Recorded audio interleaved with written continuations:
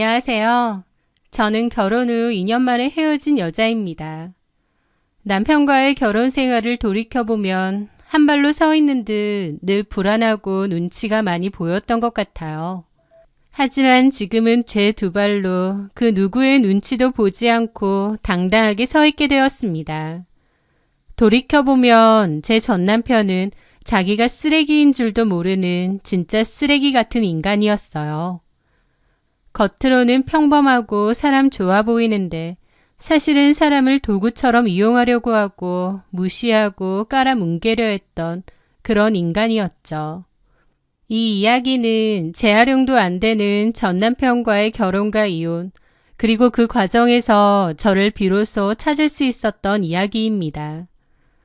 결혼 전 저는 작은 마케팅 회사에 다니는 평범한 직장인이었습니다. 월급은 200 정도로 많지는 않았지만 그래도 저는 제 일이 좋았습니다. 아이디어를 내고 마음 맞는 동료들과 머리를 맞대고 캠페인을 기획하며 성과를 만들어내는 과정은 일에 대한 즐거움과 성취감을 주었거든요. 그리고 퇴근 후에는 저만의 작은 세상도 있었습니다. 오래된 저의 취미인데요. 바로 인형 드레스를 제작하는 것이었죠. 한 뼘도 안 되는 작은 옷에 섬세한 레이스와 반짝이는 비즈를 엮어 세상에 하나뿐인 드레스를 만드는 그 시간은 낮 동안의 스트레스와 피로를 잊게 해주는 온전한 치유와 행복의 시간이었습니다. 저는 SNS에 작품 사진을 이따금씩 올리곤 했는데 그 사진들을 보고 몇몇 분들이 제가 만든 드레스에 관심을 가져주셨어요. 그래서 판매도 했었고 그러면서 달에 5, 60만 원 정도 소소하게 부수입도 있었습니다. 그 돈은 단순한 용돈이 아니었어요. 제가 정말 사랑하고 즐거워하는 취미로 번 돈이었기에 더 큰 의미였죠. 남편은 유명 건설회사에서 일하는 직장인이었습니다. 지인의 소개로 만났는데 듬직하고 유머러스한 성격이었어요. 다정다감하고 저한테도 정말 잘해서 주변 친구들이 다 사랑꾼 같다고 할 정도였죠. 그 남자는 말도 예쁘게 하는 편이었고 제 취미 활동도 존중해 주었습니다. 누군가는 저보고 나이가 몇인데 아직도 애들 인형놀이 소꿉장난이나 하느냐 하겠지만 그 남자는 저보고 대단하다며 손재주가 좋다고 칭찬해주고 멋지다고 해주었죠. 와, 진짜 대단하다. 이렇게 섬세하게 잘 만들다니. 이건 진짜 예술이야. 에이, 더 잘 만드는 사람도 많은데 뭐. 물론 그런 사람들도 있겠지만 자기는 회사 다니면서 이렇게 하는 거잖아. 내가 잘은 몰라도 자기가 정말 실력자라는 건 알겠다. 마케팅 회사에만 있기엔 너무 아까운 재능 아니야? 그 남자의 너스레에 저는 민망한 듯 웃었지만 기분도 좋았습니다. 그런 그의 다정함에 끌려 저희는 자연스럽게 결혼도 하게 되었습니다. 그런데 결혼하고 두어 달 정도 지났을 때였어요. 남편이 갑자기 할 얘기가 있다고 하더라고요. 자기야, 나 부탁할 게 있는데 뭔데? 내가 생각해봤는데 자기 회사 그만두는 게 어때? 어? 회사를 갑자기? 왜? 생각지도 못한 말이라 놀랐죠. 요즘 남자들은 더 맞벌이를 원하잖아요. 저도 회사 생활에 만족하고 있고 현재 아이가 생긴 것도 아니고 당연히 회사를 계속 다닐 생각이었는데 저보고 일을 그만두는 게 어떻냐는 겁니다. 내가 전부터 바라던 게 있거든. 힘든 회사일 마치고 집에 돌아왔을 때 사랑하는 와이프가 따뜻한 미소로 나를 반겨주는 그런 로망. 집에서는 된장찌개 냄새나고 와이프가 나보고 수고했다고 해주고 그런 거 있잖아. 근데 우리 결혼하고 나서 보니까 각자 일하는 거 바쁘고 야근하느라 얼굴 보기도 힘들고 좀 그래. 그리고 솔직히 자기를 위한 것도 있어. 나를 위해서? 어, 솔직히 자기 그 작은 월급 받으려고 아침 일찍부터 일어나서 10,000원 지하철 시달리고 상사랑 클라이언트한테 싫은 소리 듣고 피곤해 할 때마다 내 마음이 찢어질 것 같아. 자기가 나랑 결혼했으니 그런 스트레스나 고생 안 했으면 좋겠어. 에이, 스트레스야. 어느 회사를 다니든 다 있지. 나도 스트레스 받을 때도 있지만 일하다 보면 당연한 거고 또 그렇게 힘들지 않아. 자기가 나 위해주는 건 고맙지만 그래도 아직 신혼이고 두 사람이 버는 게 낫지 않나? 자기야, 나 월급 작지 않잖아. 알지? 그건 알지. 남편의 월급은 500 정도 됩니다. 적은 월급은 아니지만 이왕이면 저도 같이 버는 게 좋잖아요. 하지만 남편은 극구 제가 일을 그만뒀으면 하더라고요.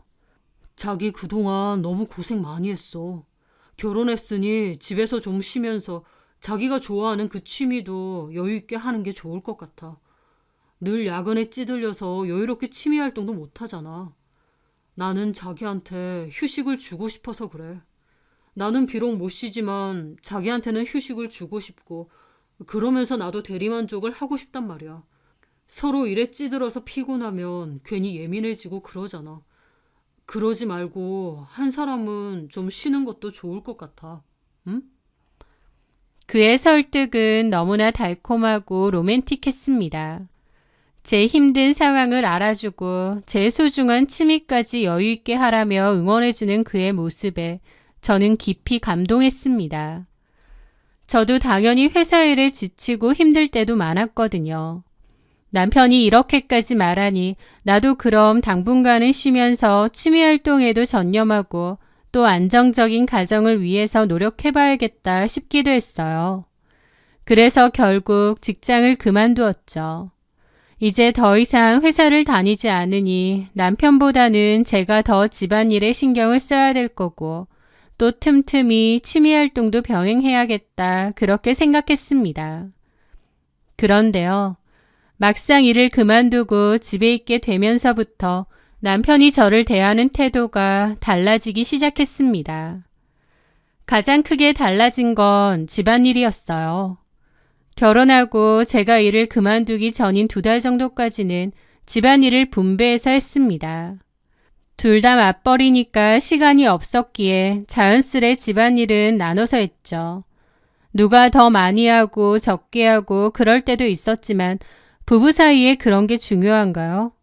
시간 되는 사람이 자연스레 더 많이 한다고 생각했습니다.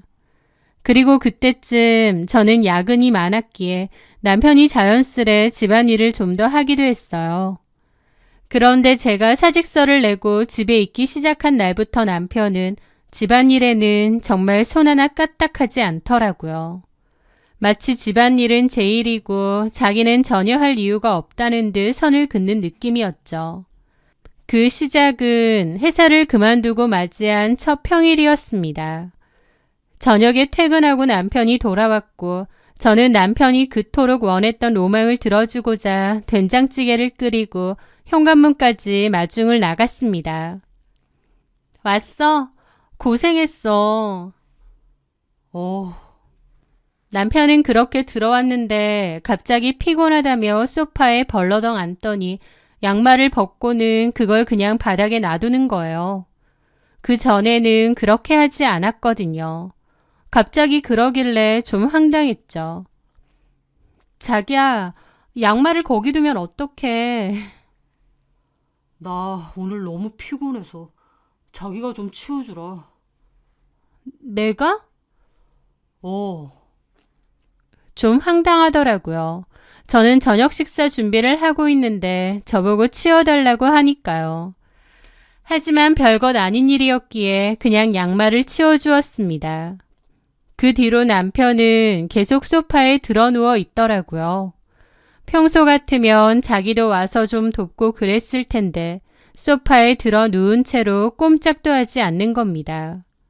뭐지 싶어서 일단 밥상을 차렸어요. 남편이 자리에 와서 앉더라고요. 와, 맛있겠네. 먹어봐. 내가 요리 실력이 좋지는 않아서 맛있을까 모르겠어.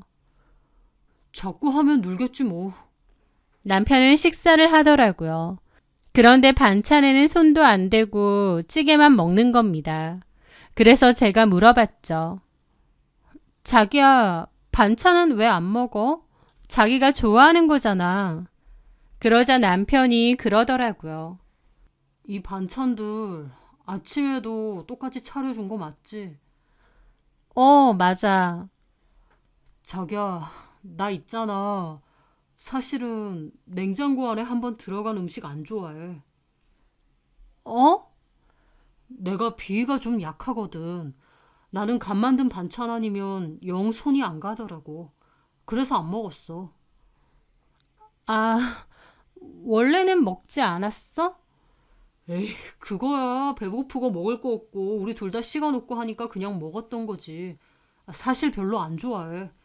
나는 이제 자기가 집에 있으니까 반찬 같은 것도 좀 새로 해놓고 그랬을 줄 알았는데 자기도 오늘 처음 쉬는 날이라 영 정신 없었나 보다. 그치? 그러는 겁니다. 그러면서 보란 듯이 찌개에 밥만 먹더라고요. 사실 그러고 있을 때 찌개만 먹던지 말던지 냅뒀어야 되는데 괜히 눈치가 보이고 내가 반찬을 새로 안 만들어놔서 저런가 싶더라고요. 지금 돌이켜보면 남편은 본격적으로 저를 가스라이팅 하려고 했던 것 같아요. 저는 다음날 남편의 행동과 말이 신경 쓰였습니다.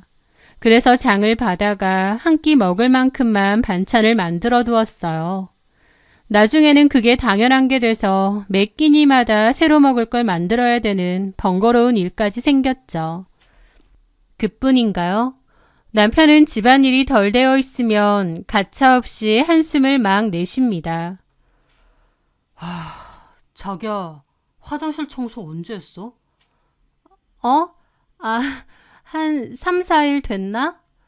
에이, 무슨. 자기 거짓말하네. 딱 봐도 일주일은 안 한 것 같은데. 아니야. 변기 안에 찌든 데도 있고 좀 그래. 누가 보면 집에 사람 없는 줄 알겠어. 이런 건 미리미리 관리해야지. 안 그러면 찌든 데 생겨서 나중에 청소하기 더 힘들거든. 샤워하거나 할 때 한 번씩만 좀 치워줘. 그렇게 어려운 건 아니잖아. 그럼 자기가 하면 되잖아. 제 말에 남편은 표정이 싹 굳더라고요. 일하고 와서 피곤한데 화장실 청소까지. 그래, 내가 할게. 그러면서 청소도구를 갖고 오더니 엄청 시끄럽게 막 짜증내듯이 청소를 하는 거예요. 저 들으란 듯이요. 막 한숨 쉬고 땀 훔치고 사람 눈치 제대로 보게 만들더라고요. 그게 싫다 보니 그냥 그 뒤로 자주 청소를 했습니다. 화장실뿐만 아니라 온 집안을 신경 써서 치우게 됐어요. 집안일이라는 게 본격적으로 해보니 시간이 상당히 많이 소요되더라고요. 둘이서 맞벌이 할 때는 가끔 따로 돈 주고 청소업체 불러서 한꺼번에 치울 때도 있었는데 이제는 그런 것도 없이 제가 하루 종일 집을 치우고 닦아내야 했습니다. 그렇게 저는 매일매일 남편 눈치를 보며 집안일에 신경을 써야 했고 그러면서 깨닫게 되었죠. 남편이 말했던 그 결혼 로망이라는 게 사랑하는 와이프를 쉬게 하는 게 아니라 남편 본인을 위한 한여를 드리는 것이었다는 걸요. 그는 합리적이라는 말을 방패 삼아 모든 가사노동을 제게 떠넘겼습니다. 제가 따로 일을 하지 않고 집에 있기 때문에 당연히 제가 해야 된다고 생각하는 듯 했어요. 저도 집에 있기 때문에 제가 전업으로 좀 더 신경 쓸 생각은 있었지만 남편이 손 하나 까딱 않고 저를 당연히 하녀처럼 부려도 된다는 건 아니었습니다. 남편은 제 생각 이상으로 야비하고 가스라이팅에도 능한 사람이더라고요. 집안일만 문제가 아니었습니다. 돈으로도 사람을 옥죄어 오기 시작했어요. 남편은 돈 쓰는 것에도 일일이 참견하기 시작했습니다. 분명 결혼 자금에는 제 돈도 반이 들어갔음에도 마치 자기가 모든 것을 해준 것처럼 행동하며 제가 쓰는 모든 돈을 감시하려 하는 거예요. 제게 가계부 어플을 설치하게 하고는 매일 밤 지출 내역도 확인했습니다. 이건 뭐야? 카페? 당신 친구들이랑 카페 갔어? 와, 팔자 진짜 좋다. 나는 내 친구들 언제 봤는지 기억도 가물가물한데. 가끔 외근 가다 보면 아줌마들 팔자 좋게 카페 같은 데서 앉아서 수다 떨던데. 자기도 그런 여자들이랑 똑같구나. 하면서 비꼽니다. 어쩌다가 친구 한번 만나서 4,000원짜리 커피 한 잔 못 마시나요? 진짜 서럽더라고요. 제가 왜 그러냐고 따지면 자기가 뭐라고 했느냐고, 왜 괜히 발끈하냐면서 오히려 저를 몰아가는 겁니다. 저는 원래 사치라고는 해본 적이 별로 없습니다. 무력도 없고 옷이나 가방에 관심도 없는 편이고요.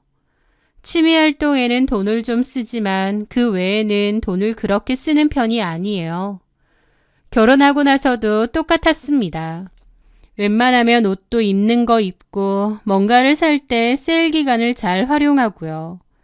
그러니까 저는 그렇게 사치스러운 성격이라거나 돈을 펑펑 쓰는 성격이 아니에요. 그런데도 남편은 왜인지 매달 생활비를 야금야금 줄이며 저를 압박하기 시작했습니다. 제가 자꾸 돈을 많이 써서 힘들다는 식으로 은근히 눈치를 주면서 생활비를 야금야금 줄였던 거죠. 그게 얼마나 스트레스던지요. 자기 월급 많다고 외벌이 충분하다면서 저보고 일 그만두라고 할 땐 언제고, 이제는 돈 쓰는 걸로도 눈치를 주는 거예요. 그러다가 결정적인 일이 있었습니다. 한 번은 남편의 회사 사람들과 부부 동반 모임을 한 적이 있는데요. 거기서 남편이 다른 사람들 앞에서 저를 공개적으로 깎아내렸거든요. 한 동료의 아내가 회계사라서 돈을 잘 번다고 했는데 남편은 더욱 과장되게 박수까지 치며 그러는 겁니다. 이야, 부럽다. 진짜 최고의 아내감이시네요. 요즘은 여자도 본인 능력이 있어야 하는 것 같아요. 요즘 맞벌이 안 하는 집이 있나요? 어지간한 부자 아니고서야 맞벌이 필수인데. 최 과장님 아내분은 돈 잘 버는 직업이라 아주 든든하시겠어요. 와, 진심으로 부럽네. 나만 시대를 역행하는 것 같아. 그러면서 저한테 그러는 겁니다. 우리 자기는 내가 벌어다주는 월급으로 집에서 푹 쉬니까 좋지. 자기가 제일 좋은 팔자야. 자기가 행복하면 난 그걸로 됐어. 그러는 겁니다. 그 말에 다른 회사 사람들도 와하하 웃고요. 하지만 저는 웃음이 전혀 나오지도 않았고 오히려 얼굴이 화끈거리고 너무 불쾌하더라고요. 자기가 그렇게 저보고 일 그만두라고 해놓고 다른 사람들 앞에선 결혼하자마자 남편만 믿고 일 덜컥 그만두는 그런 사람처럼 만들고 있는 거예요. 집으로 돌아오는 차 안에서 저는 너무 기분이 나빠 남편에게 따졌습니다. 오늘 사람들 앞에서 어떻게 그런 식으로 말할 수 있어? 애초에 당신이 일 그만두라고 했잖아. 왜 이렇게 발끈해? 그냥 웃자고 한 소린데. 사람들 앞에서 나 까내려 놓고 그게 웃자는 소리야? 진짜 왜 그러는 거야? 나 그냥 다시 일 구해볼게. 그걸 원하는 거지. 자기야, 왜 이렇게 예민하게 굴어? 자기 이러는 거 자격지심이야. 아까 최 과장님 와이프가 돈 잘 번다고 하니까 자기 괜히 긁힌 거야? 나 그런 거 안 중요해. 대신 자기는 집안일 열심히 하고 내조 잘해주잖아. 나 그거면 됐어. 뭘 그거면 돼. 다른 사람들 앞에서 나 개망신 줘놓고. 뭔 개망신이야. 그거 진짜 자기 자격지심이라니까. 라는데 어이가 없었죠.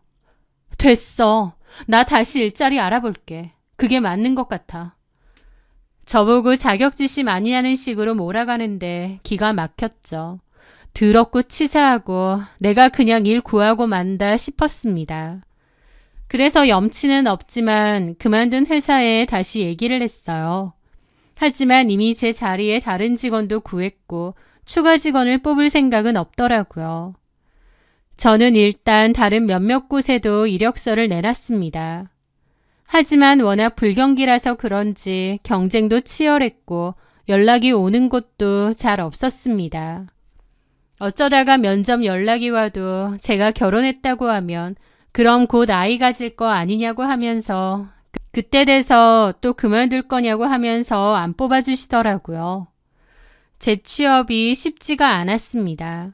남편 하는 꼬라지가 너무 얄미워서 당장이라도 재취업하고 내 밥벌이 내가 해서 집안일도 전처럼 반반 하고 싶은데 초조함과 달리 마음처럼 취업이 안 됐죠. 게다가 그맘때 아이까지 들어섰습니다. 아이까지 생겼다 보니 저는 다시 취업 준비를 포기하게 되었죠. 애초에 그런 식으로 일을 그만두는 게 아니었구나 싶고 너무 달라지고 또 비열하게 구는 남편이 참 얄밉더라고요. 하지만 아이도 생겼으니 어쩔 수 없다 생각했죠. 그러던 그맘때 친정엄마 생신이 다가왔습니다. 엄마 생신을 위해서 코트를 사드리고 싶었는데 생활비가 너무 쪼들렸어요. 그나마 제가 하는 부업으로 번 돈을 모아두긴 했는데 엄마가 평소 갖고 싶어 하시던 코트를 사기에는 부족했습니다. 그래서 남편에게 말을 꺼냈죠. 여보, 저기 다음 주에 우리 엄마 생신인데. 아, 그래? 그런데 선물 드려야 되잖아. 뭐 드리려고? 엄마가 전에 갖고 싶어 하던 코트가 있는데 그거 사드리고 싶어. 그 말에 남편은 미간을 확 찌푸리더라고요. 코트? 요즘 코트 비싸잖아. 내가 좀 모아둔 돈이 있긴 한데 생활비 말고 따로 30 정도만 더 주면 그거 보태서 사드리면 될 것 같아. 그런데 제 말에 남편은 기다렸다는 듯이 숟가락을 내려놓고 한숨을 쉬더라고요. 자기야, 자기는 내가 밖에서 힘들게 돈 벌어다 주니까 그게 당연한 건 줄 알지? 어? 집에서 쉬면서 그런 건 다 챙기고 싶어? 라면서 비꼬는데 너무 화가 나고 서럽더라고요. 매번 왜 그래? 내가 그래서 일 안 그만둔다고 했잖아. 일 그만두라고 그렇게 복가될 땐 언제고. 이제 엄마 생신 선물 사는 돈까지 눈치를 줘? 눈치를 주는 게 아니라 사람이 염치가 좀 있어야 된다 그거지. 돈 한 푼 안 벌면서 어떻게 할 건 다 하려고 하냐? 진짜 너무한다. 나 일 구할 거야. 일 구하려고 해도 어차피 안 구해지는 거 아니야? 그리고 톡 까놓고 구해봤자 솔직히 뭐 얼마나 버는데. 겨우 200 정도 벌잖아. 라는데 진짜 너무한다 싶더라고요. 남편은 제가 돈을 벌지 않는 것을 크나큰 약점으로 잡고 함부로 대하고 함부로 말했습니다. 생각 같아선 확 이혼하고 싶기도 한데 그때 당시 임신 중이었기 때문에 그것도 쉽지 않았죠. 저는 남편이 저토록 비열하고 못된 인간인 줄 몰랐습니다. 저를 그냥 집에 두고 집안 살림이나 하고 애나 키워주는 집안에 새로 들인 가전제품 같은 취급을 하니까요. 저는 남편에 대한 큰 실망과 스트레스를 너무 많이 받았는데 그 때문이었는지 결국 아이도 유산을 하게 되었습니다. 뱃속의 아이까지 허무하게 잃게 되자 너무 힘들더라고요. 집에서 하는 일이 뭐가 있다고 애까지. 아, 진짜. 저는 그때 제 멘탈이 완전히 바스러지는 것을 느꼈습니다. 며칠 식음을 전폐하고 방 안에만 틀어박혀 있었습니다. 남편은 그런 저를 보고도 혀를 차며 언제까지 저러고 있을 거냐고 비난할 뿐이었습니다. 남편에게 너무 오랫동안 가스라이팅을 당해왔던 건지 다른 생각은 하기 힘들었고 정말 남편 말대로 제가 쓸모없고 가치 없는 인간 같다는 생각이 많이 들었어요. 저는 집에서 하루 종일 집안일하고 남편을 위한 식사 준비를 하고 남편이 주는 적은 생활비에 허리띠를 졸라매며 살았습니다. 똑같이요. 그런데 그러던 와중 저를 걱정한 아는 언니가 저에게 그러더라고요. 서연아, 너 요즘 많이 힘들어 보인다. 너네 남편도 너무하는 거 아니니? 취업도 안 되고 남편 돈 받아서 쓰는 거니까 남편 의견을 따르며 살아야지 뭐. 그런 게 어딨어. 이렇게 존중받지도 못하고 사는데.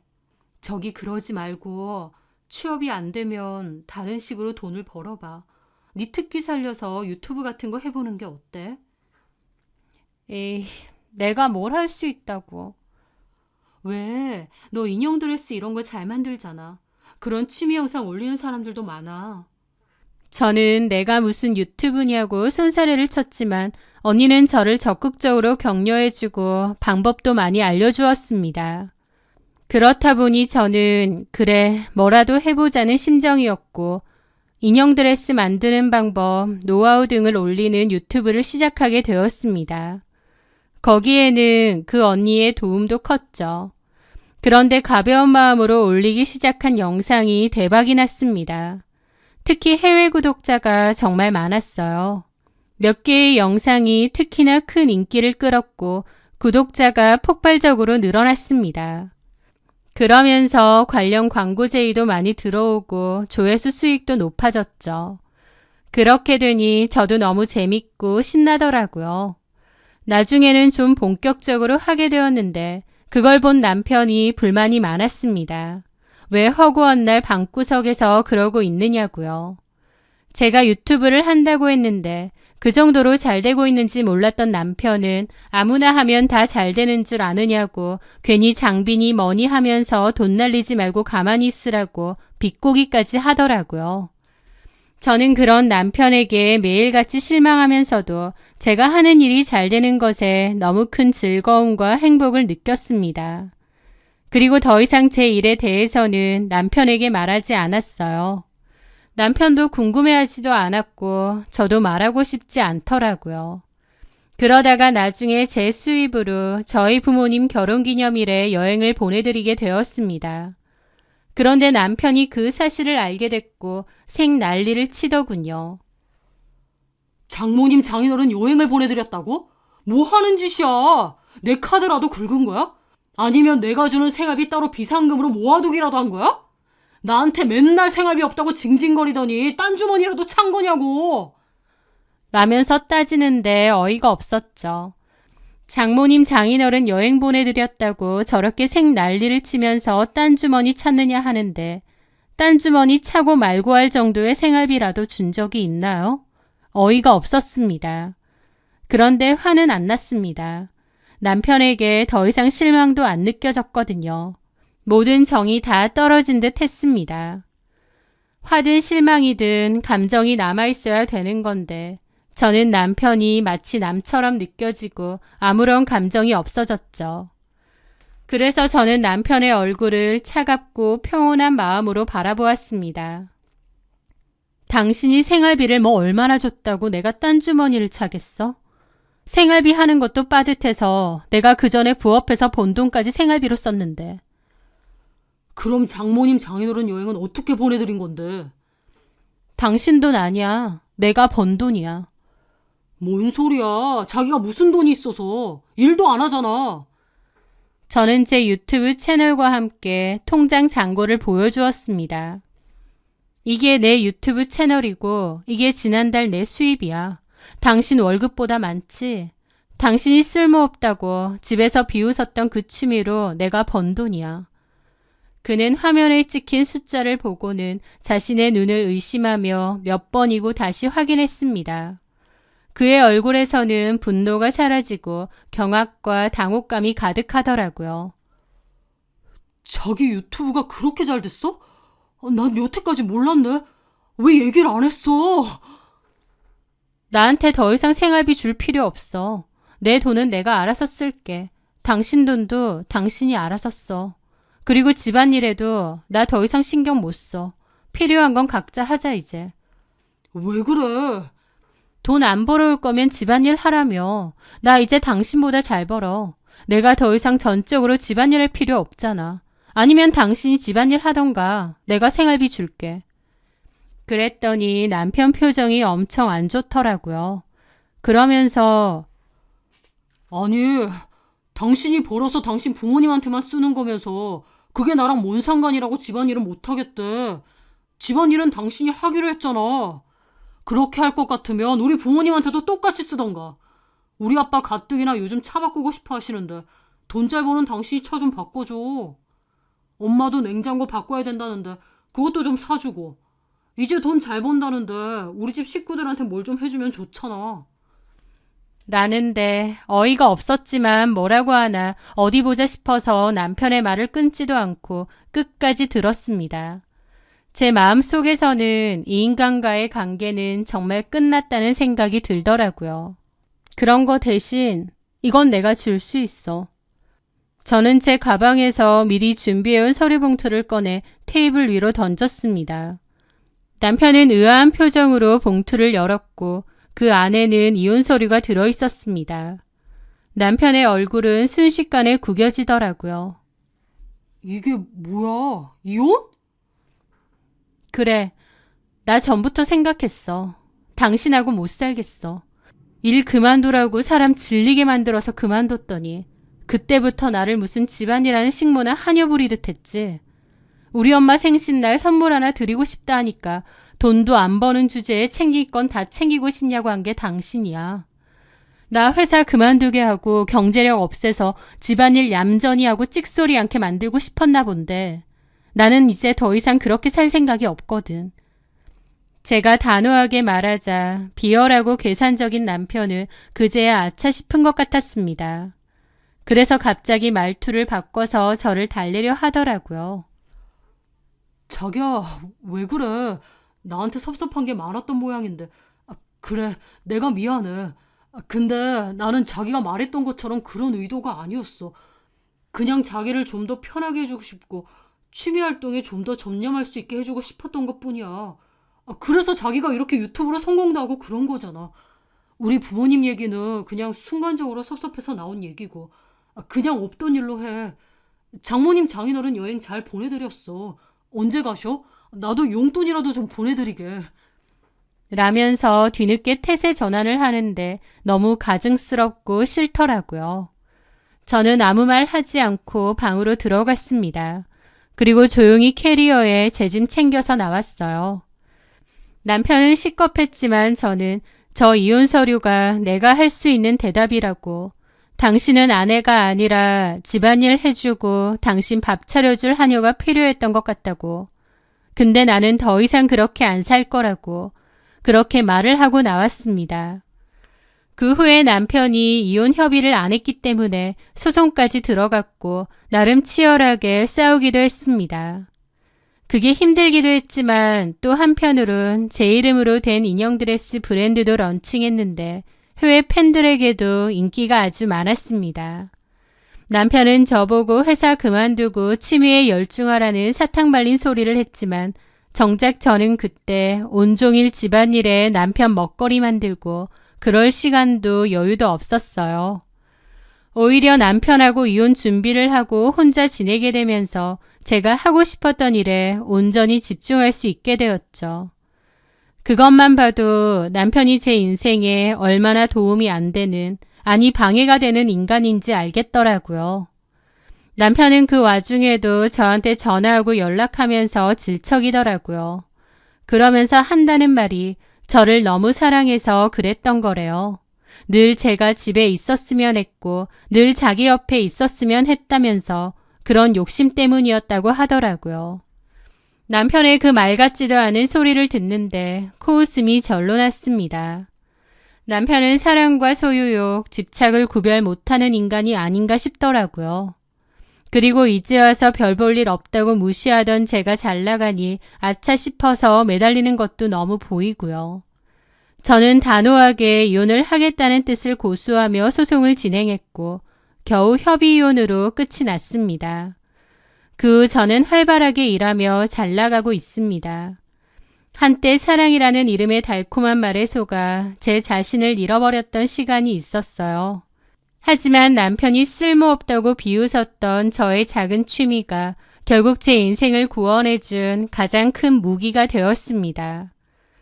새를 사랑한다고 날개를 꺾어서 옆에 두려는 사람은 진짜 새를 사랑하는 사람이 아닌 것 같아요.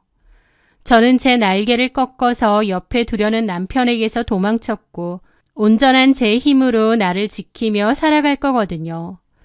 누군가에게 제 이야기가 작은 용기가 되었으면 좋겠습니다. 제 사연 들어주셔서 감사합니다.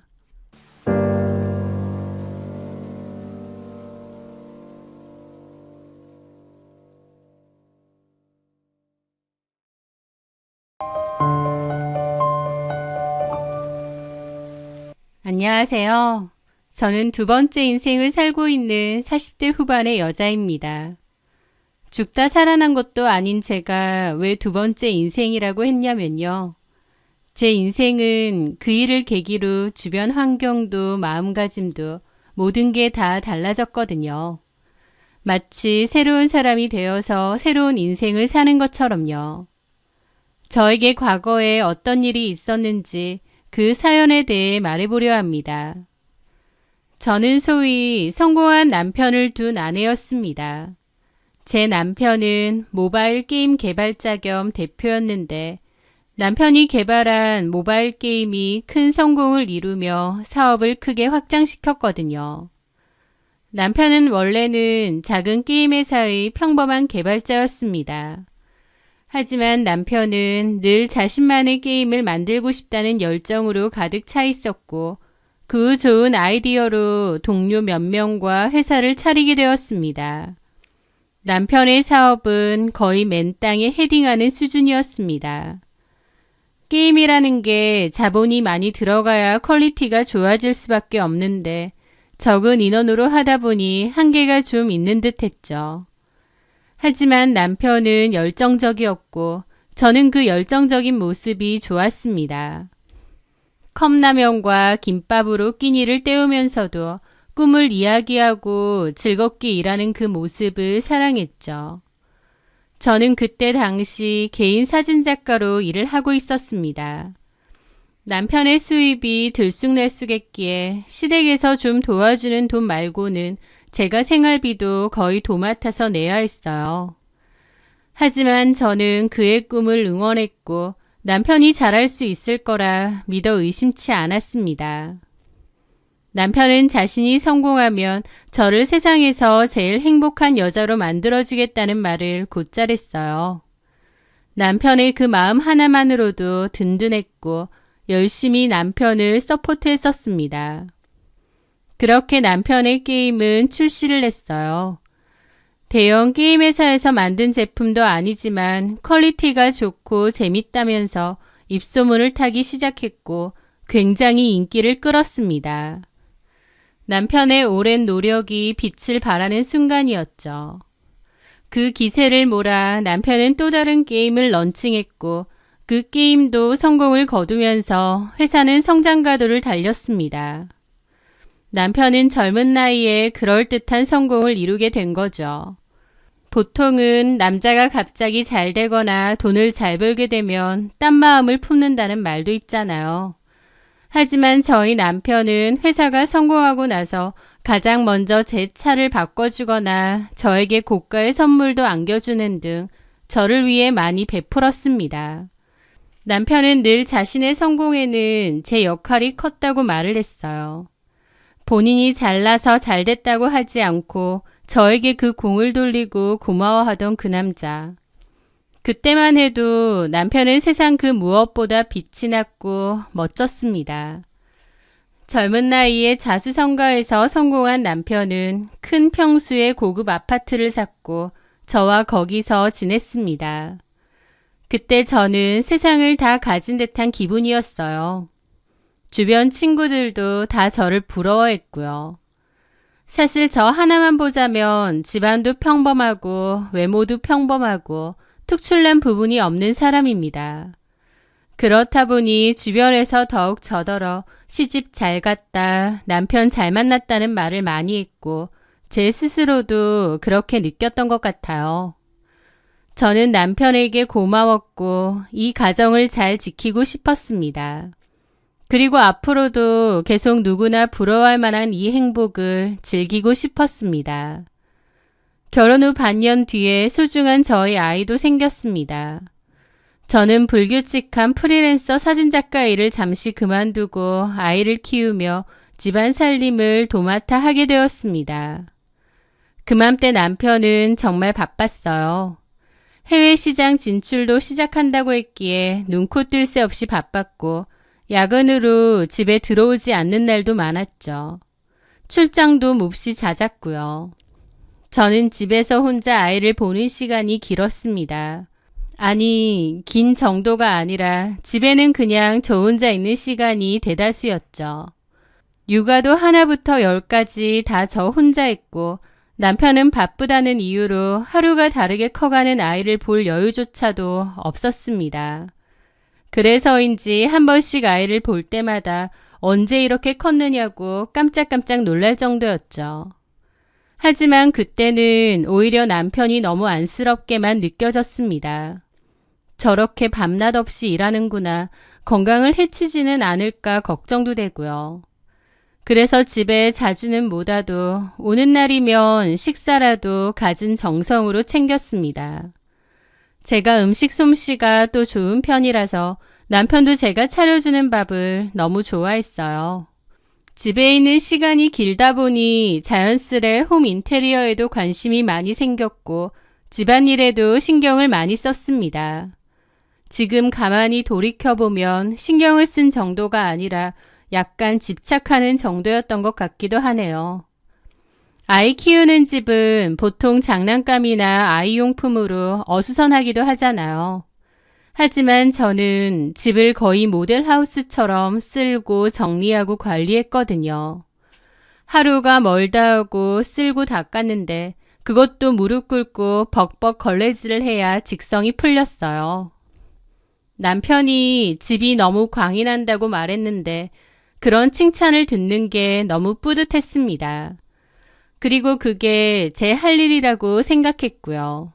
남편이 밖에서 열심히 돈 벌어오니까 저는 아이 잘 보고 집안관리 철저히 하고 음식 신경 써서 하고 제 딴에는 저희 부부가 참 이상적인 부부라고도 생각했습니다.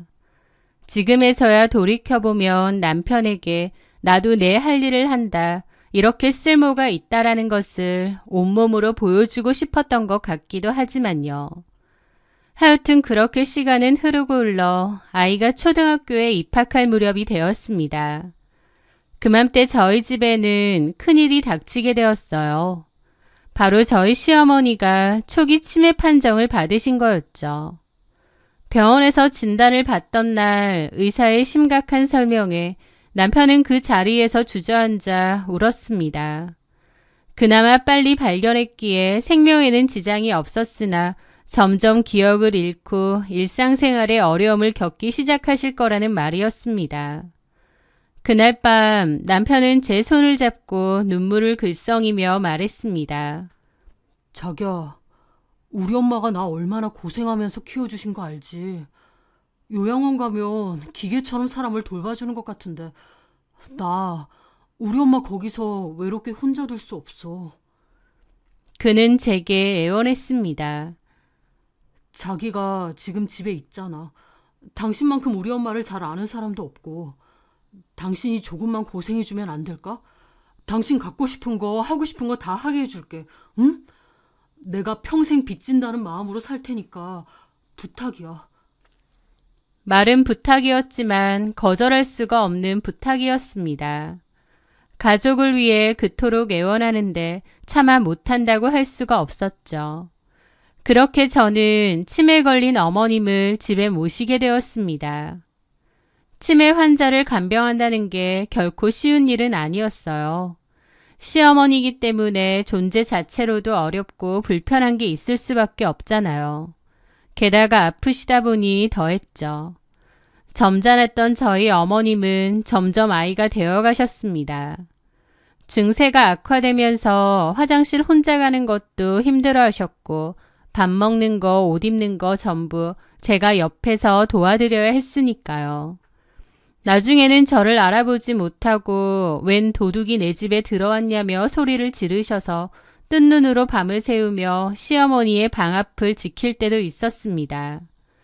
그렇게 시어머니를 옆에서 붙어 간병하다 보니 제 생활이 아예 없어지고 나중에는 우울증 같은 게 오는 것 같기도 했습니다. 아픈 어머님 때문에 여행은 꿈도 못 꾸고 늘 집에만 매여 있어야 되다 보니 너무 힘들고 서글프더라고요. 무엇보다 아이한테 참 많이 미안했습니다. 아이한테도 신경을 많이 써줘야 하는데 온종일 어머님한테만 매여 있으니까요. 너무 힘들어서 다 포기하고 싶을 때도 있었는데 그럴 때마다 남편은 고맙다, 당신이 도와줘서 너무 힘이 된다 등등 저를 다독여주며 고가의 가방이나 현금 등을 용돈처럼 주기도 했습니다.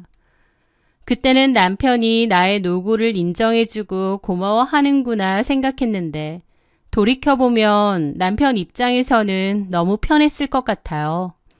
저한테 자기 엄마 맡겨놓고 본인은 조금의 희생도 하지 않았으니까요.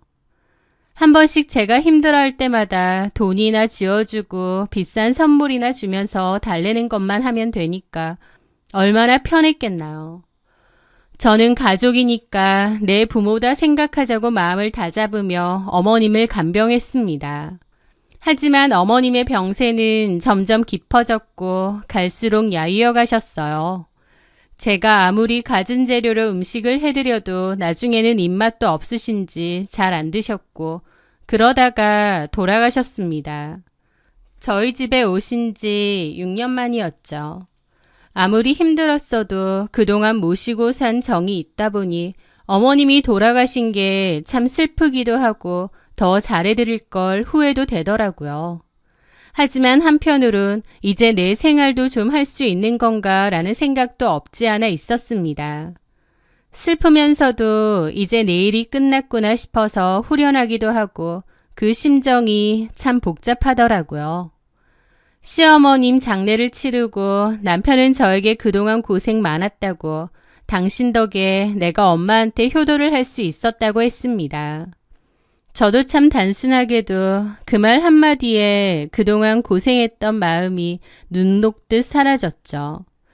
그렇게 몇 달의 시간이 지나고 어머님이 없는 집도 익숙해질 무렵 남편이 저보고 그러는 겁니다. 여태까지 엄마 모신다고 고생 많았지. 여행 한번 제대로 못 가봤잖아. 내가 비용 다 대줄 테니 장모님 장인어른이랑 우리 영호 데리고 해외여행 한번 다녀와. 푹 쉬다 올 수 있게 하와이 어떨까? 라는 겁니다. 그러면서 남편은 비행기 티켓, 숙소까지 다 준비를 했어요. 너무 고마웠고 저도 힐링이 필요했던지라 부모님과 아들과 함께 여행도 다녀왔습니다. 여행 갈 때만 해도 저희 부모님이 우리 사이 멋지다, 사이 잘 둔 덕에 호강한다며 좋아하셨고 저도 뿌듯했어요. 여행은 너무 행복했습니다. 지난날의 고생과 힘듦을 아름다운 바다 풍경에 싹 씻어내리고 오는 기분이었죠. 하지만 그 여행을 갔다 오고부터 저의 지옥이 시작되리라는 건 꿈에도 몰랐습니다. 일주일간의 여행 후 집에 돌아온 저는 바로 집안일을 시작하기로 했습니다. 일주일간 남편 혼자 있었을 텐데 당연히 청소든 뭐든 아무것도 안 했을 게 분명했죠. 그래서 그동안의 묵은 먼지도 닦아내고 쓰레기도 치우고 못했던 일주일간의 집안일을 해치워야겠다고 마음먹었습니다. 그런데 주방에 갔을 때였어요. 남편이 쓴 것 같은 와인잔 2개가 건조대 위에 올려져 있었어요. 와인을 마셨나 보다 별 생각을 안 했는데 가만 보니 설거지가 제대로 안 되어 있더라고요. 물로만 대충 씻은 것 같았죠. 제가 다시 씻으려고 잔을 드는 순간 일시정지가 되었습니다. 왜냐면 와인잔 하나의 입구 부분에서 희미한 립스틱 자국이 있었거든요. 물로만 대강 헹궜다 보니 미처 지워지지 못한 자국이었죠. 그걸 저는 한참 바라봤습니다. 이 집의 여자라고는 저밖에 없는데 저는 일주일 동안 집에 없었잖아요. 당연히 이 잔을 쓴 적도 없었고요. 그러면 나 말고 다른 여자가 이 집에 와서 이 잔을 썼다는 건데 도대체 누가? 그 립스틱 자국을 보는데 심장이 미친 듯이 뛰더라고요. 저는 혼란스러움을 뒤로하고 멍한 기분으로 일단 설거지들을 다 했습니다. 머릿속이 뒤죽박죽인 채였죠. 그리고 저희 안방 침대를 청소하는데 그것까지 발견한 겁니다. 바로 긴 머리카락이요. 저는 머리가 단발이고 염색도 되어 있지 않은데요. 저희 침대에서 발견된 머리카락은 기다란 염색 머리카락이더군요. 그걸 보는 순간 확신이 들었습니다. 남편이 내가 없는 틈에 이 집에 여자를 데리고 왔구나 라는 것을요. 저는 청소를 멈추고 침대에 앉아 몇 시간이나 생각을 했습니다. 남편에게 여자가 있다고? 상상도 못한 일이었습니다. 늘 바쁘고 집에는 다소 소홀한 사람이긴 했지만 그건 전부 일 때문에 그런 거고 딴짓을 할 거라고 상상도 못했어요. 그런데 제 눈앞에 떡하니 증거들이 있잖아요. 어쩌면 나한테 일주일이나 여행을 다녀오라고 한 것도 사실 이 집에 여자를 부르기 위함이었나? 그 생각을 하니 심장이 다시 미친 듯이 뛰고 아찔하더라고요. 저는 많은 고민 끝에 직접 확인해 보기로 했습니다. 그날 밤늦게 집에 온 남편은 대충 씻고 바로 잠이 들었어요. 저는 남편이 골아 떨어진 것을 확인하고 차키를 챙겨 바로 남편 차로 내려갔습니다. 그리고 블랙박스를 봤어요. 돌려보니 바로 어떤 여자의 목소리가 블랙박스 음성으로 찍혀 있더군요. 대표님 집으로 가도 되나 몰라요. 행여나 사모님 오시는 건 아니죠? 괜찮아요. 집사람은 여행 갔습니다. 아, 그러셨구나. 하긴 사모님 그간 고생 많이 하셨죠. 그래서 대표님이 사모님을 위해서 여행을 보내주신 거구나. 그렇죠. 그 김에 또 우리 소영 씨랑 좋은 시간도 가지고 싶고. 사실 대표님 집 좀 궁금하긴 했어요. 워낙 젠틀하고 깔끔하신 분이잖아요. 그런 분의 집은 어떨까? 그런 게 궁금했나요? 그럼요. 저 대표님한테 궁금한 거 많죠. 기분 좋은데요? 그 대화를 듣는데 정말 남편에게 여자가 있었구나라는 것이 확실해지고 억장이 무너지는 것 같았습니다. 어떻게 나한테 이럴 수가 있나 싶기도 하고요. 저는 차 안에서 울었다가 머리를 쥐어뜯었다가 한참을 괴로워했습니다. 그렇게 눈물을 철철 흘린 채로 올라와 남편을 거칠게 깨웠어요. 자다 깬 남편은 어안이 벙벙한 채로 저를 봤고 저는 눈물 콧물 흘리며 블랙박스 음성을 들려줬습니다. 남편도 당황하더군요. 저는 그 앞에서 펑펑 울었습니다. 남편은 아무 말도 하지 않았습니다. 사과도 하지 않았고 변명도 하지 않았고 그냥 가만히 있더라고요. 저는 침대에 얼굴을 묻고 꺼이꺼이 울었죠. 남편이 죽이고 싶을 만큼 미웠습니다. 생각 같아선 너 죽고 나 죽자 그러고 싶더라고요. 남편을 정말 많이 믿고 사랑했던 만큼 그 배신감이 엄청났습니다. 하늘이 무너지는 것 같은 충격이었으니까요. 그래서 처음엔 도저히 남편 얼굴도 못 보겠고 끝을 내자는 생각도 있었어요. 하지만 시간을 두고 생각했는데 이혼은 못하겠더라고요. 소중한 내 가정이 있고 또 자식이 있잖아요. 그리고 여태까지 지켜온 내 생활이 있는데 내가 왜 이혼을 해야 하나 싶더라고요.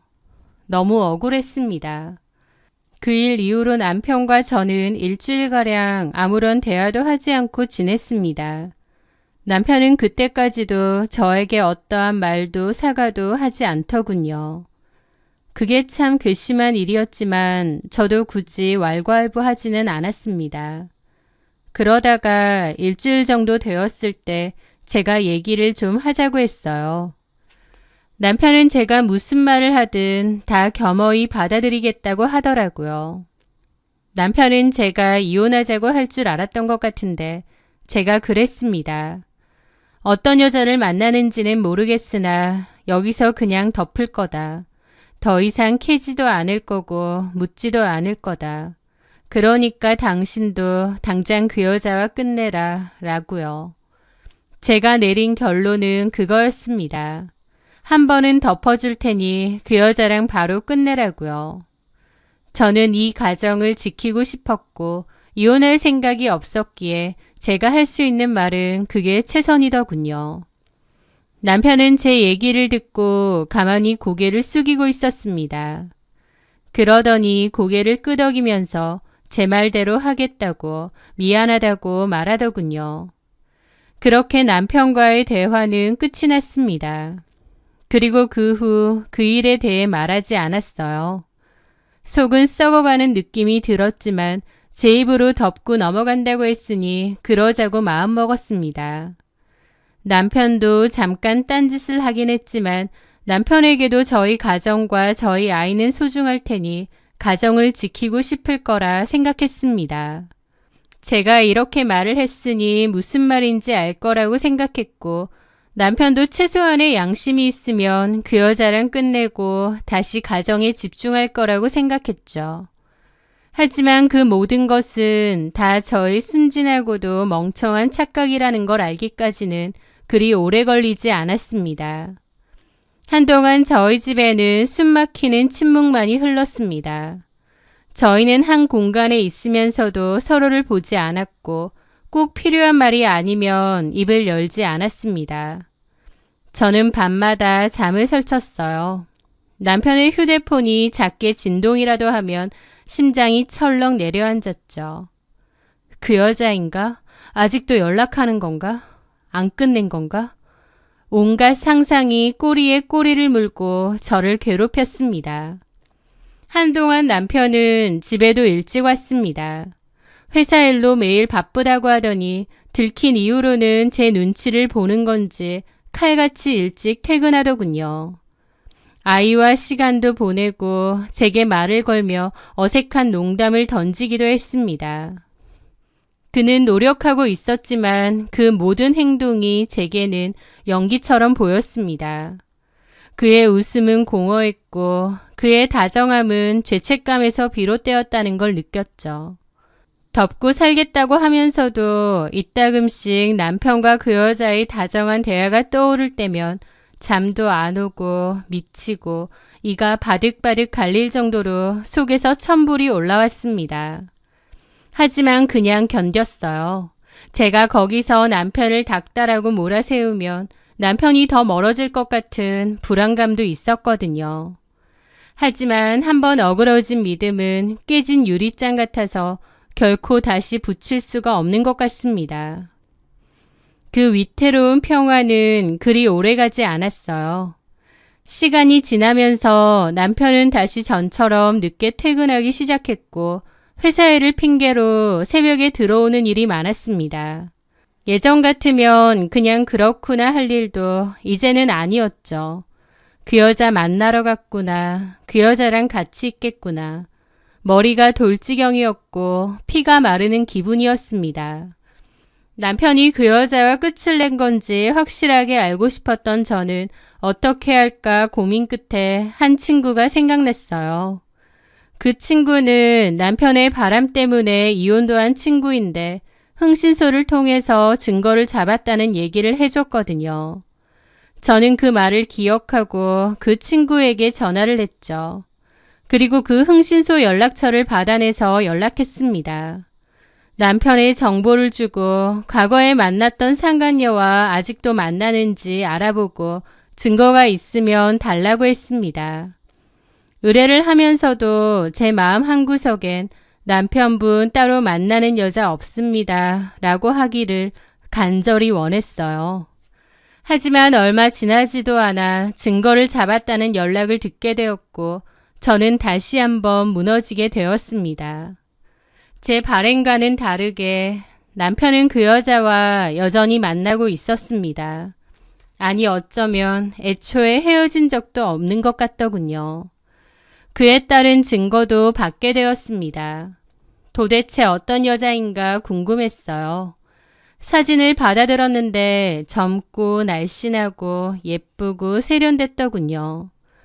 인상이 굉장히 선하고 지적으로 보였습니다. 게다가 옷차림도 그렇고 외모만 보면 유부남하고 불륜을 저지를 만한 여자처럼 전혀 보이지 않았습니다. 저는 이 여자가 어떤 여자냐, 이 여자에 대해 아느냐고 물어봤어요. 그랬더니 흥신소 직원이 그 여자에 대해서도 간략하게 알아봤다고 하시더라고요. 그 여자는 남편 회사에 외부 컨설턴트로 등록이 되어 있었답니다. 어떤 채용 과정을 통한 건 아니고 남편이 그냥 꽂아준 것 같다네요. 아마 그 전부터 내연의 관계가 있었던 것 같다고 하면서요. 직접 두 눈으로 불륜 증거를 보니 정말 하늘이 무너지는 기분이 들더라고요.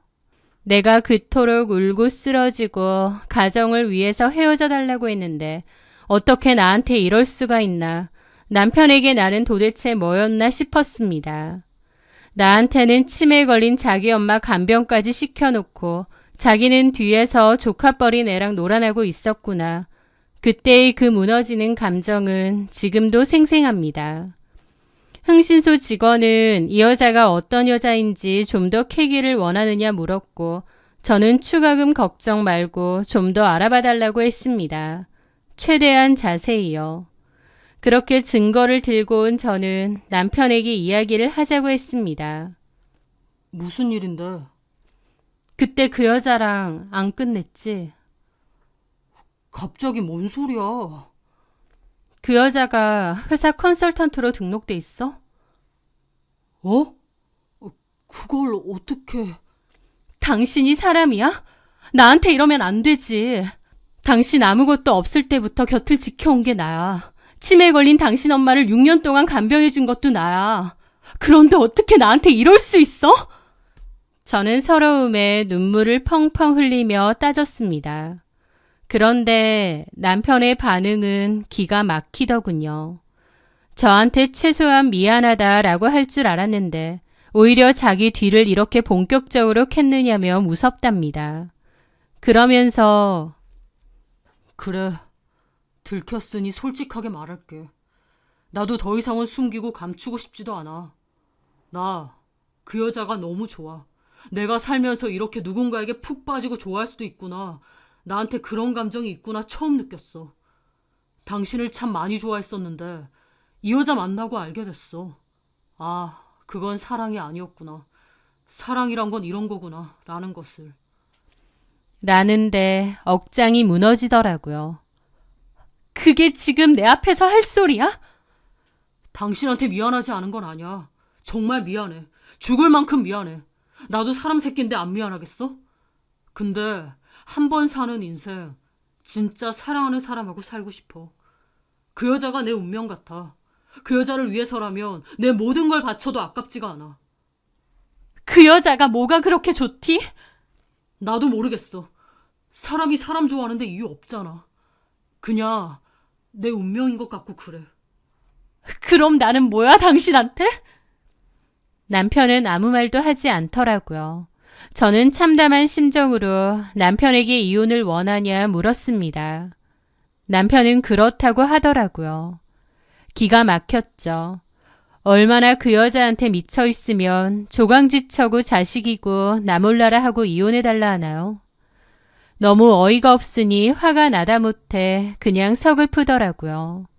네가 사람 새끼냐고 울고불고 가슴을 쳤지만 남편은 아무 감정 없이 가만히 있더라고요. 그러더니 당신이 고생한 거 알아. 우리 아들 이만큼 잘 키워주고 6년 동안 우리 엄마 간병해준 것도 고마워. 나 그거 모르는 인간 아니야. 그래서 나도 다 생각해놨어. 당신이 좋게 이혼만 해주면 더 묻고 따질 것 없이 이 집 당신한테 바로 넘길게. 이 집 얼마인지 당신도 잘 알잖아. 저희 아파트 시세가 좋다는 건 저도 잘 알고 있습니다. 이 아파트가 제 소유가 된다면 계산적으로는 저한테 손해가 아니라는 것도 잘 압니다. 하지만 그 얘기를 듣는 순간 이게 무슨 개소린가 싶더라고요. 10년 넘게 같이 산 아내에게 어떻게 이럴 수가 있을까요? 집 줄 테니까 이혼해달라고 말하는 남편 놈을 보는데 죽을 만큼 힘들었습니다. 남편에게는 제가 쓸모없는 사람, 이제는 인생에서 사라졌으면 하는 사람이 됐다는 게 정말 비참하더군요. 지네 엄마 간병시킬 때는 가만히 있더니 간병 끝나고 필요가 사라지니 이혼해달라 하고 이용당했다 생각하니 눈물만 났죠. 저는 처음엔 집이고 뭐고 싫다고 이혼해 줄 수 없다고 했습니다. 하지만 남편은 그 여자에게 미쳐도 단단히 미친 모양이었어요.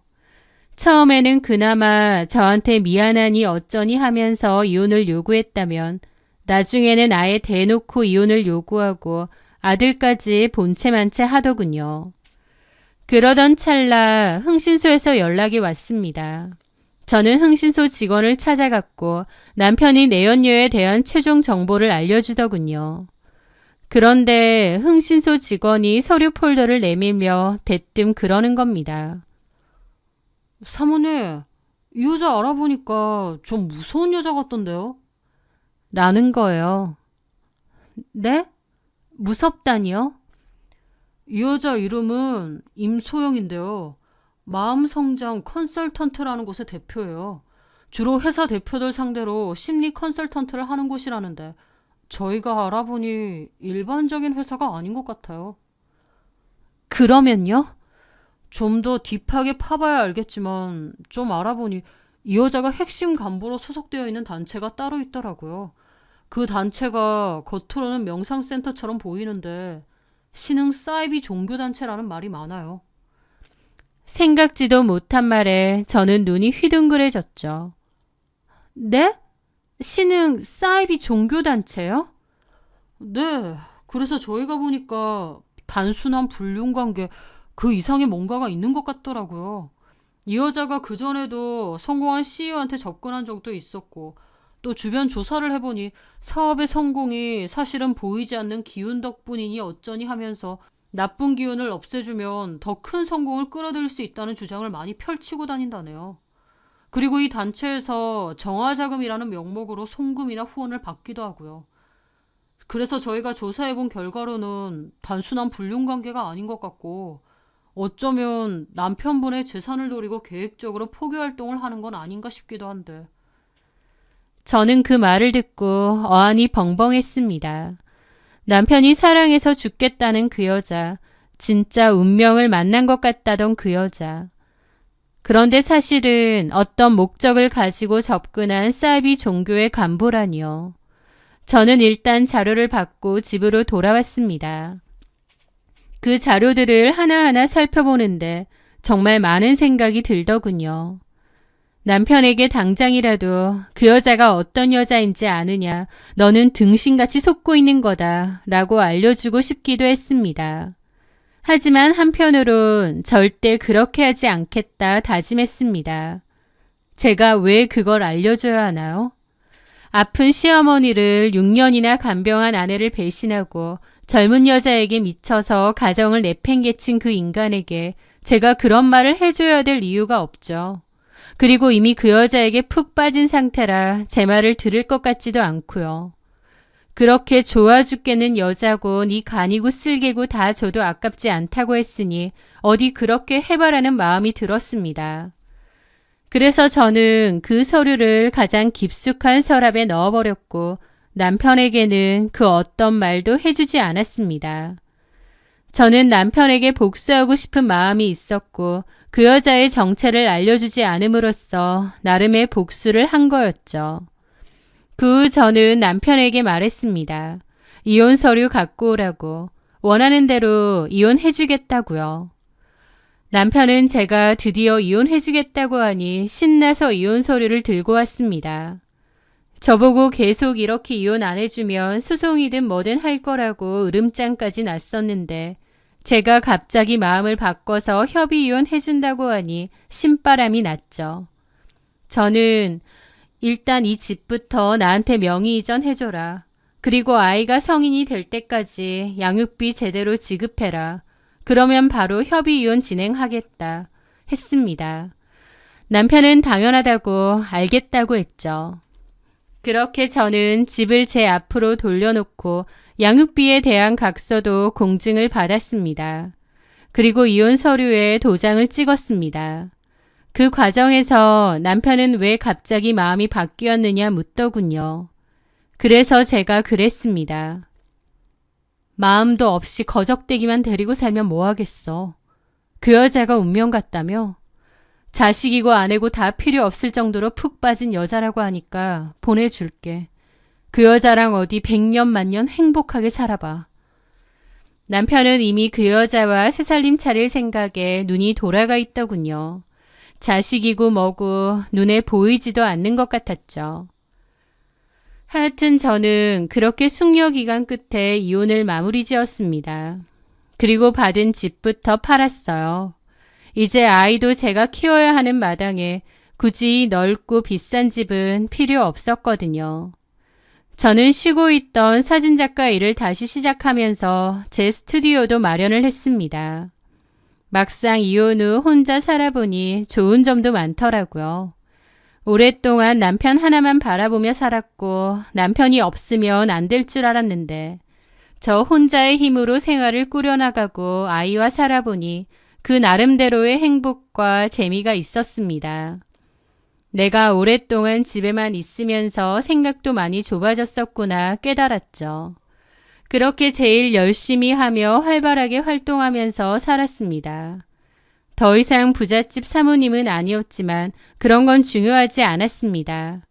내가 더 이상 누군가에게 기대지 않고 내일을 가지고 당당하고 떳떳하게 벌어서 우리 아이 키우겠다는 그 생각뿐이었으니까요. 그렇게 일에 온통 정신이 팔려 있다 보니 더 이상 전 남편에 대해서도 궁금하지도 않았습니다. 그렇게 시간이 흘러 4년 정도의 시간이 흘렀어요. 아이도 고등학생이었는데 언젠가부터 남편이 양육비를 더 이상 안 보내더라고요. 사실 초반 1년 정도까지는 열심히 보냈는데 그 후에는 툭하면 미루거나 해서 사람 염장을 질렀거든요. 그래도 보내긴 했는데 그마저도 1년 전부터 아이 끊긴 거죠.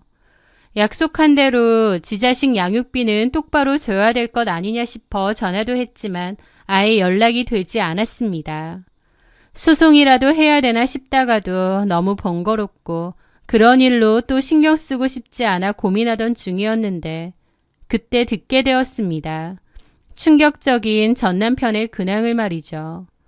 남편이 그 사이비 종교에 빠져 회사 자금까지 전부 헌납하고 사업체를 제대로 날려 지금은 그 종교단체 건물에서 산다는 겁니다. 허드렛 일 하면서요. 사업체는 진작에 그 종교단체 소유로 넘어갔다고 하더군요. 남편이 어느 순간부터 연락이 안 됐고 양육비도 제대로 안 보냈는데 아예 모든 것을 정리하고 그 종교단체로 들어간 것이었죠. 그게 남편의 자의든 아니면 그 여자의 계략이든 뭐든 말이에요. 그 말을 듣고 잊고 지냈던 그 흥신소 직원 말이 떠오르면서 등골이 오싹해지는 겁니다. 사실 설마 했어요. 그때 뭔가 좀 이상하다고 얘기를 들었음에도 설마 했었는데 남편이 정말 그 여자로 인해 이 정도로 파산하고 갈 때까지 갔을 거라고는 상상도 못했습니다. 흥신소 직원 말 듣고 조강지쳐 버린 놈 잘된 꼴 못 봤다. 망해봐라는 마음으로 아무 말도 안 해주고 이혼을 해준 건 맞는데요. 진짜 남편이 그 정도가 될 줄은 몰랐던 거죠. 충격적이기도 하고 또 한편으론 남편의 어리석음에 쓴웃음이 절로 나더군요. 저는 더 이상 독촉전화는 하지 않았고 남편의 근황에 대해 찾아보지도 물어보지도 않았습니다. 남편이 저와 아이를 내팽개친 순간 저에게도 남편은 남이나 다름없었거든요. 어쩌고 살던지 이제는 제 알바가 아니었습니다. 남편이 그토록 운명이라고 했던 여자랑 같이 지내는 거니까 원하는 대로 된 게 아니겠어요? 저는 그 전 남편 연락처도 차단했습니다. 양육비고 뭐고 다 필요 없고 그냥 모든 인연을 끊어야겠다 마음 먹었죠. 그렇게 번호를 지우는데 한때는 제 세상의 전부였던 전 남편이 이제는 그저 지워버려야 할 오점처럼 느껴진 그 순간이 참 기묘하더라고요. 남편의 처지를 가만 생각하니 참 어이가 없었습니다. 내가 한때 진심으로 존경하고 사랑했었던 사람, 초라한 반지하 사무실에서 컵라면으로 끼니를 때우면서도 눈은 별처럼 빛났던 사람, 참 대단하고 멋진 사람이라 생각했죠. 하지만 그는 스스로 성을 쌓아 올리는 법은 알았지만 그 성을 지키는 법은 배우지 못했던 것 같습니다. 진정한 성공이란 돈이나 명예가 아니라 어떤 유혹에도 흔들리지 않는 단단한 내면과 내 곁을 지켜주는 소중한 사람들을 알아보는 지혜라는 것을 그는 몰랐던 것 같아요. 아픈 어머니를 6년이나 돌본 저의 헌신은 당연하게 여겼고 사기꾼의 달콤한 혓바닥을 운명이라 착각했으니까요. 결국 본인 스스로의 어리석음으로 자신이 일궈낸 모든 것을 망가뜨린 셈이죠. 하지만 자기가 다 자초한 일이니 이제 와서 누굴 원망할까요? 본인이 잃은 게 무엇인지 텅 빈 껍데기만 남은 채로 두고두고 후회하며 살길 바랍니다. 내 힘으로 꿋꿋이 서서 일궈낸 삶은 결코 무너지지 않는다는 생각을 다시금 하게 되네요. 긴 제 사연 들어주셔서 감사합니다.